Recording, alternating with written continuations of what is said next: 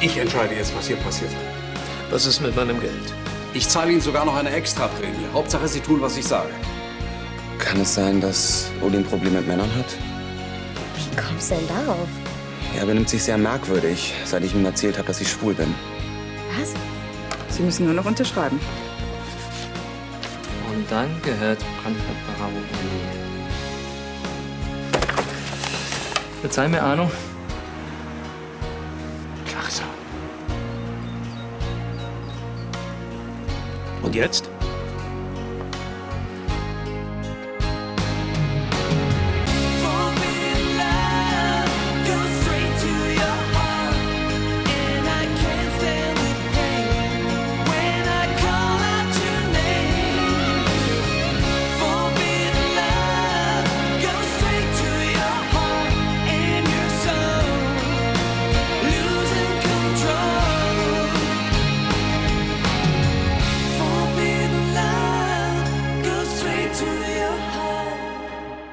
Entdeckung!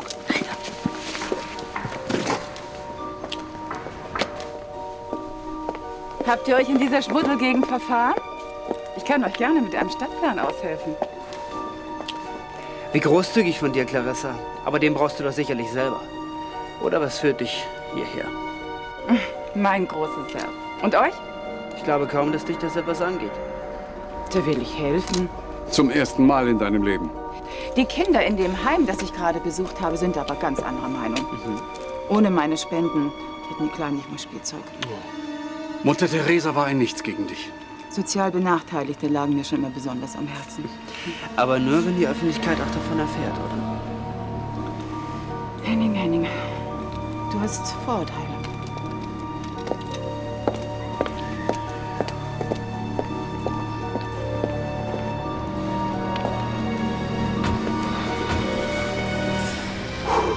Schwein gehabt.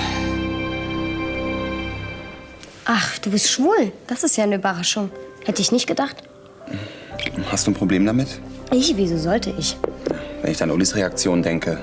Wieso? Wie hat er denn reagiert? Fluchtartig, würde ich sagen. Fast ein bisschen panisch. Was? Das kann ja wohl nicht sein. Hast du ihn vielleicht angebaggert? Natürlich nicht. Was denkst du denn von mir? Wieso denn nicht? Uli ist doch ein hübscher Kerl. Ich bitte dich, ein Hetero baggert ja auch nicht jedes Mädchen an, nur weil es gut aussieht. Ah ja, auch nur ein Scherz. Wie seid ihr denn überhaupt auf das Thema gekommen? Wir haben ja beiläufig über Beziehungen gesprochen. Könnt ihr nicht ahnen, dass Uli so eine Krise kriegt? Meinst du, er hat euren Ausflug deshalb abgebrochen, weil du dich geoutet hast? Also, wenn ich ehrlich bin, ich glaube schon. Warum bist du eigentlich hergekommen? Mein Plan wäre um ein Haar aufgeflogen. Plan. Dieses Versteckspiel ist lächerlich.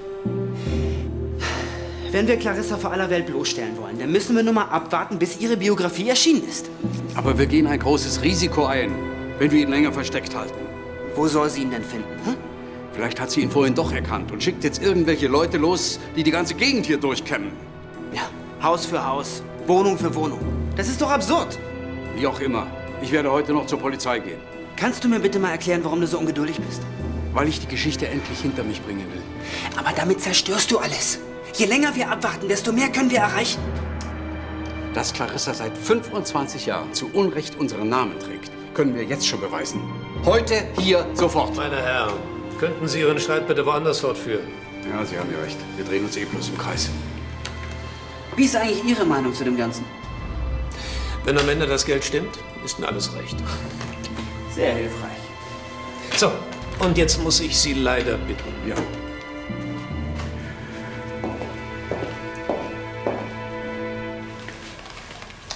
Tag. Hallo. Nett hier.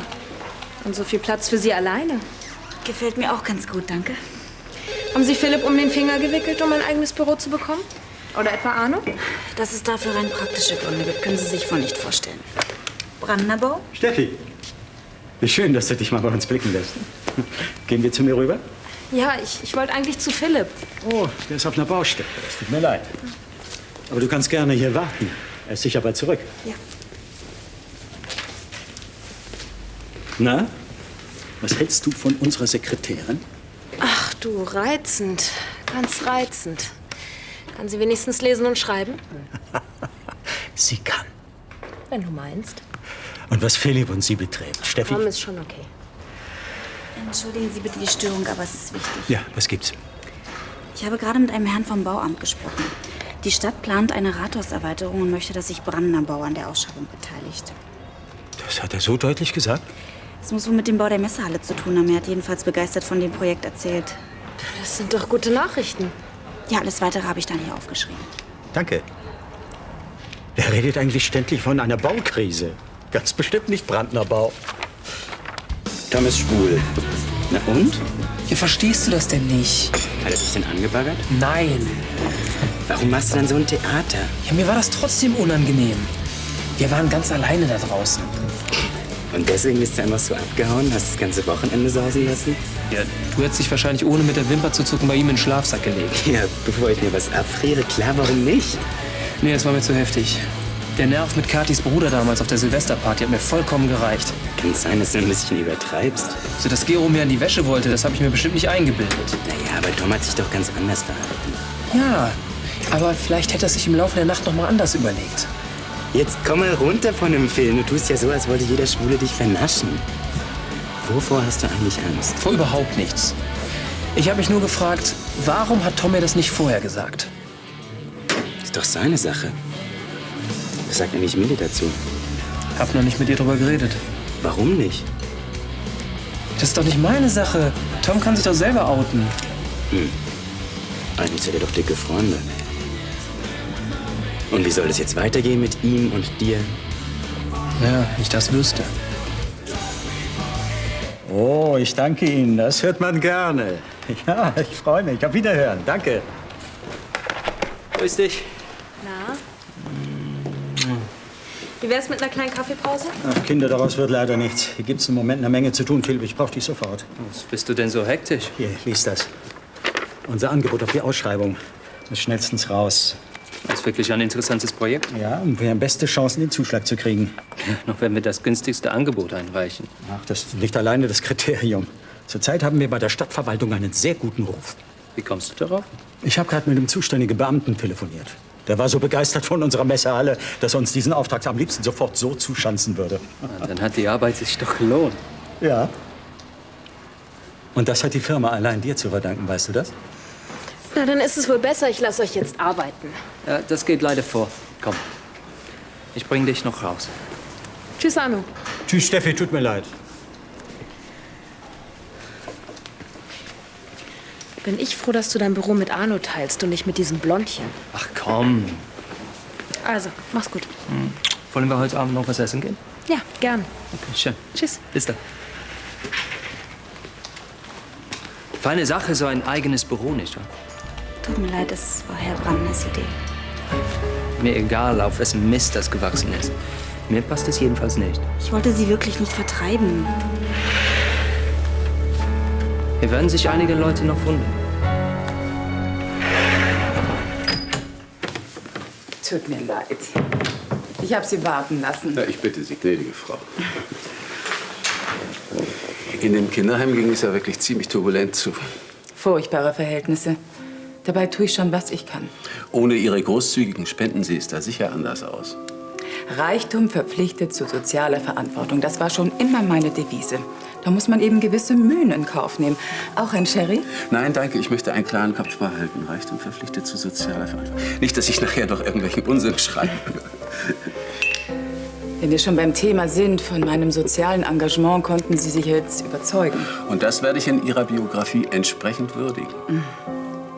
Ja, vielleicht sollte ich Ihnen zunächst einmal erzählen, wie ich meine erste Million angelegt habe. Wie Sie Ihre erste Million verdient haben, würde mich viel mehr interessieren. Durch Arbeit. Harte Arbeit. Ich bin ganz Ohr. Ich glaube, es muss vor ziemlich genau 20 Jahren gewesen sein. Meine unternehmerischen Fähigkeiten hatten erste Früchte getragen und... Hi. Ich räume nur schnell die Sachen weg, dann bin ich bei dir. Nein, komm jetzt mal bitte.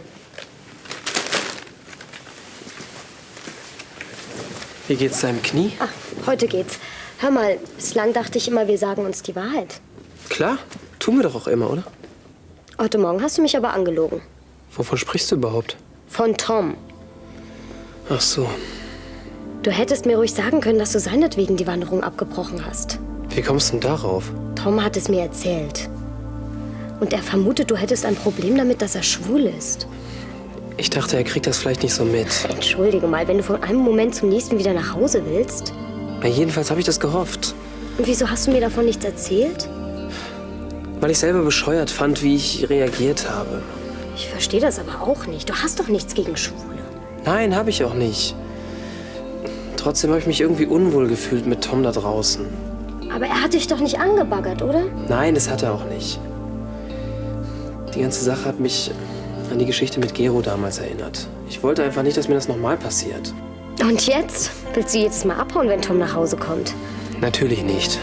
Sondern? Mensch, Uli, Tom hat so viel für dich getan. Ich rede mit ihm. Ich rede mit ihm und sage ihm, dass ich Mist gebaut habe, okay? In 2 Jahren 4 Millionen. Boah, da haben Sie ja mit Ihrer ersten Million ganz schön gewinnbringend gearbeitet. Darüber könnte man streiten. Sind Sie da anderer Meinung? Na, allerdings. In den folgenden 3 Jahren habe ich aus den 4 Millionen 40 gemacht. So gesehen haben Sie natürlich recht. Abgesehen der enormen Gelder, die ich für soziale Zwecke gespendet hatte. Ja, Entschuldigen Sie bitte. Herr Philipp Brandner möchte Sie sprechen. ich lasse bitten. Wir machen morgen weiter. Philipp, was kann ich für Sie tun? Eigentlich habe ich nur eine bescheidene Bitte. Ihre letzte bescheidene Bitte hat mich Brandnerbau gekostet. Und das fast ohne Gegenleistung. Sie können mir nicht zum Vorwurf machen, dass das Problem mit Ihrem Mann von der Mafia erledigt wurde. Sagen Sie nicht immer mein Mann. Dann eben Herr Kaufmann, wenn Ihnen das Liebe ist. Ich möchte diesen Namen nicht mehr hören. Und jetzt kommen Sie bitte zur Sache. Tja, wie gesagt, es ist nur eine Kleinigkeit. Erstens wollte ich Ihnen sagen, dass ich mich freue, unsere Kooperation fortzusetzen. Dem steht nichts im Wege. Und zweitens möchte ich Sie bitten, Arno nicht zu erzählen, dass Brandnerbau inzwischen mir gehört. Aus purer Rücksichtnahme nehme ich an. Selbstverständlich. Und weil Arno über gute Kontakte in der Baubranche verfügt, die Sie natürlich nicht gefährden wollen. Das sicherlich auch, ja. Sie brauchen Arno noch. Ansonsten würden Sie ihn lieber heute als morgen loswerden. Naja, jeder ist gerne sein eigener Chef. Machen Sie sich mal keine Sorgen. Du bist hier? Ich dachte, ihr hättet zu viel zu tun. Ja, haben wir auch. Aber zuerst muss das hier erledigt werden. Scheint ja wahnsinnig wichtig zu sein. Aber für einen Kaffee hast du noch Zeit, oder?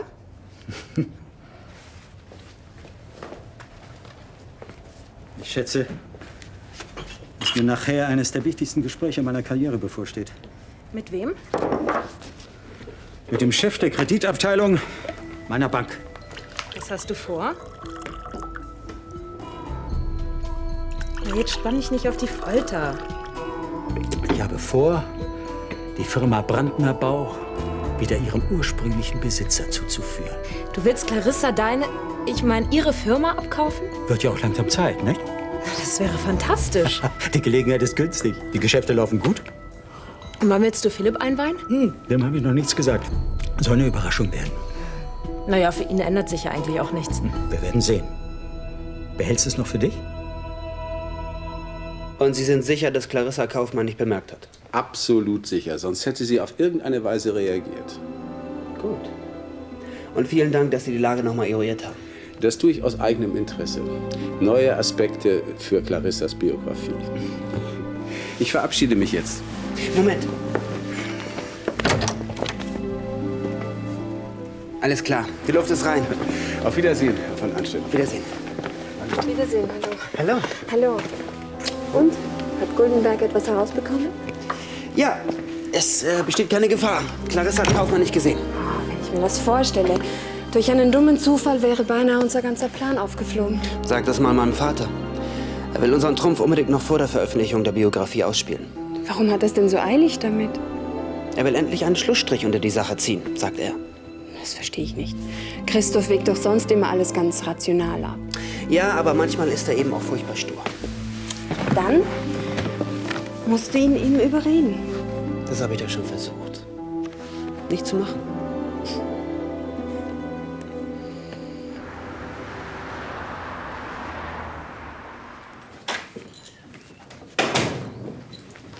Hi. Hi, entschuldige, Tom. Hast du einen Moment Zeit für mich? Wenn du dich nicht wieder so bescheuert aufführst. Nein, das werde ich nicht. Okay.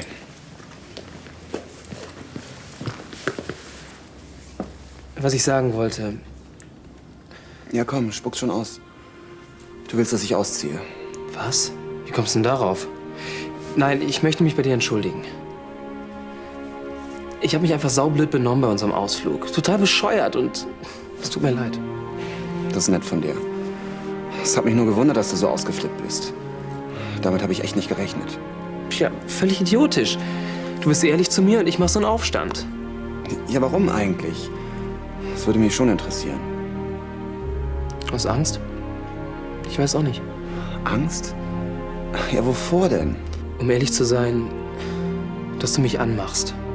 Ich habe schon mal so eine Situation erlebt mit einem Schwulen. Der wollte mir auf Teufel komm raus an die Wäsche. Das war total ätzend. Hey, Uli, jetzt mach mal halblang. Nur weil ich schwul bin, will ich doch nicht jedem Typen an die Wäsche. Das möchte ich dir auch gar nicht unterstellen. Ich habe mich nur gewundert, dass du mir das ausgerechnet in dieser Situation erzählst. Ach, es war reiner Zufall. Ja, und außerdem hast du mich die ganze Zeit mit Fragen gelöchert. Ich wusste nicht, wie ich damit umgehen sollte. Ich hatte einfach Muffe. Ich hatte wirklich überhaupt keine Hintergedanken. Du bist hetero und du bist mit Minnie zusammen. Ja, und damit aus und basta. Okay, Kumpel. Es tut mir leid. Am besten wir vergessen die ganze Sache, okay? Einverstanden. So, na ja, das sieht doch gar nicht so schlecht aus. Kriegst du das Geld für die Firma zusammen? Ja. Das Gespräch mit der Bank war jedenfalls recht erfreulich. Ah, sie geben dir den Kredit. Ja, ich muss wahrscheinlich eine Hypothek aufnehmen auf unser schönes Haus. Ist die Firma denn so viel wert? Danke. Clarissa treibt den Preis hoch, du kennst sie doch. Ja, da musst du gut mit ihr verhandeln. Das habe ich auch vor, heute Abend noch. Und wann willst du es Philipp endlich sagen? Sobald alles unter Dach und Fach ist. Dann allerdings habe ich eine Riesenüberraschung für ihn. Jetzt machst du mich aber neugierig. Versprichst du mir, dass du ihm nichts verrätst? Versprochen. Ich werde ihm vorschlagen, mein Teilhaber zu werden.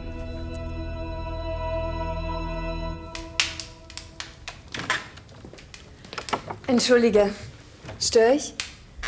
Nein, nein, komm, setz dich. Danke.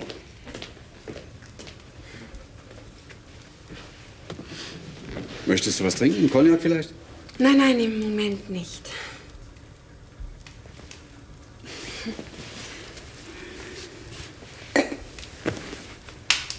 Du hast doch was auf dem Herzen. Ach, ich mache mir Sorgen. Wegen Kaufmann. Eher deswegen, weil Hennings Plan gefährdet ist. Ich halte trotzdem nicht viel davon. Ja, aber warum denn nicht? Ich habe mit dieser Intrigantin viel zu lange unter einem Dach gelebt. Einmal muss Schluss sein, und zwar so schnell wie möglich. Aber es geht doch nur um ein paar Tage. Und im Moment verhält sie sich ja ganz friedlich. Es kann doch morgen schon wieder ganz anders sein. Wir haben jetzt die Chance, Clarissa loszuwerden. Und diese Chance sollten wir nutzen, ehe es zu spät ist. Ja, und Henning hat gute Gründe abzuwarten. Wenn Clarissa durch einen dummen Zufall erfährt, dass Kaufmann noch lebt, dann ist Hennings Plan nichts mehr wert. Ja, aber das ist doch sehr unwahrscheinlich. Kaufmann ist in seinem Versteck. Trotzdem, heute wäre es ja beinahe schiefgegangen. Auch wenn die Biografie nicht erscheint, Clarissa verliert ihren Adelstitel und meinen Namen. Aber nicht ihren guten Ruf in der Gesellschaft. Und was der ihr bedeutet, weißt du doch am besten.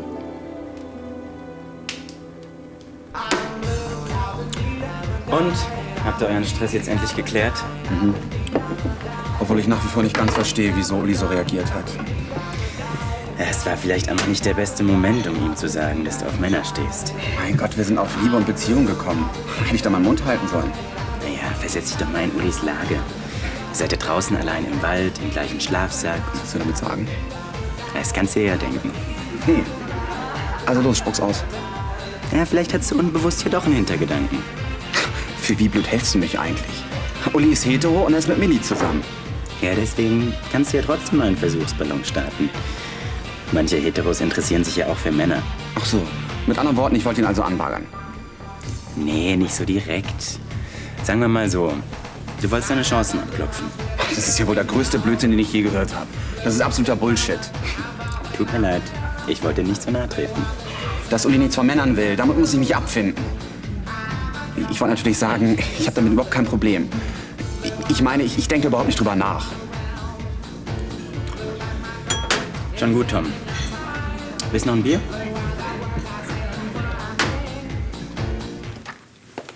Guten Abend. Guten Abend. Ich hoffe, du bist nicht gekommen, um mir irgendwelche Vorträge zu halten. Ganz im Gegenteil. Ich habe eben mit Caroline gesprochen. Ich glaube, dein Plan könnte doch funktionieren. Ach, auf einmal? Damit erhöht sich zwar das Risiko, dass Kaufmann vorher entdeckt wird, aber ich glaube, damit könnte ich leben. Und diesen Sinneswandel hat einzig und allein Caroline bewirkt? Zumindest hat sie mich dazu gebracht, noch mal drüber nachzudenken. Und nicht so ganz so dominant zu sein. Das sind ja ganz neue Töne. Auch dein Vater ist noch lernfähig. Es freut mich, dass wir jetzt an einem Strang ziehen. Wenn wir Clarissa bloßstellen, dann richtig. Und in aller Öffentlichkeit. Du wirst sehen, es ist die einzig richtige Strategie. Wir sollten uns nicht wegen Clarissa streiten. Sonst botet sie uns womöglich noch aus, so kurz vor dem Ziel. Und das wollen wir ja nun beide nicht.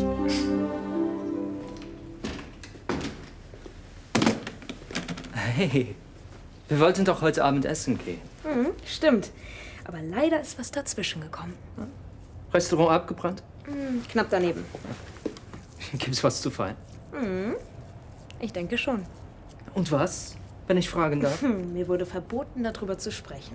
Gib mir wenigstens einen Tipp. Arno bringt mich um, wenn ich dir was verrate. Dir geht's nicht viel besser, wenn du es nicht tust.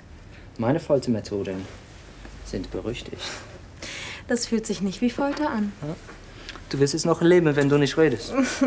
Und mein Versprechen? Du wurdest gezwungen, es zu brechen. Du bluffst. Ach ja? Lass das, das ist gemein. Lass das. Jetzt will ich wissen, was es zu feiern gibt. Ist gut. Ich rede. Dass man bei dir immer Gewalt anwenden muss. Aber du darfst dir nichts anmerken lassen, wenn Arno nachher kommt. Bei dieses Gesicht, irgendeine Regel. Nein, überhaupt nicht. Aber du siehst doof aus. Dann denk nicht darum. Okay. Kein Wort zu Arno? Keine Silbe. Er trifft sich gerade mit Clarissa. Und warum? Er will ihr Brandnerbau abkaufen. Tja, Arno, ich kann ja gut verstehen, dass du Brandnerbau zurückhaben möchtest. Zu einem fairen Preis, bitte. Ich würde dir sogar einen sehr fairen Preis anbieten. Wunderbar. Also, wie viel? Leider ist es mir nicht möglich, dir Brandnerbau zu verkaufen. Würdest du dich bitte etwas genauer ausdrücken? Oder erläuterst du mir gerade deine spezielle Auffassung von Fairness? Wenn du Brandnerbau kaufen willst, dann musst du schon mit dem neuen Besitzer sprechen. Und wer sollte das sein? Dein Cousin? Philipp.